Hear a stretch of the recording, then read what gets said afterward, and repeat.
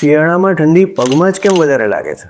Welcome to winter wellness with વાયરોક. આપણા ફીટની અંદર બ્લડ વેસલ્સ ખૂબ જ ઝીણી હોય છે અને શિયાળામાં વાઝો કન્સ્ટ્રિક્શનના કારણે એમાં બ્લડ ફ્લો ઓછો થઈ જાય છે. એના કારણે જોઈન્ટનું લુબ્રિકેશન ઘટી જાય છે. અલ્ટિમેટલી પગમાં સ્ટીફનેસ આપણને ફીલ થાય છે.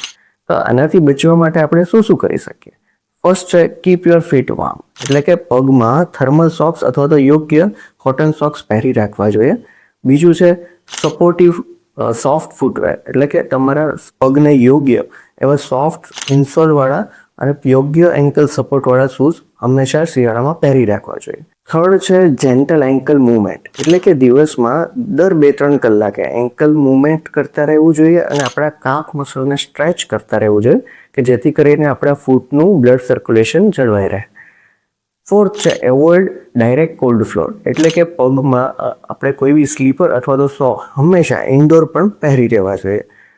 ફિફ્થ છે હોટ વોટર ફર્મેન્ટેશન. દિવસમાં જ્યારે બી ટાઈમ મળે 1-2 વાર 5 થી 10 મિનિટ લ્યુકવોર્મ વોટરમાં પગને બોળી રાખવા જોઈએ જેથી કરીને આપણા પગનું સર્ક્યુલેશન મેન્ટેન રહે. બધું ટિપ્સ માટે ફોલો કરો વિન્ટર વેલનેસ વિથ વાયરો.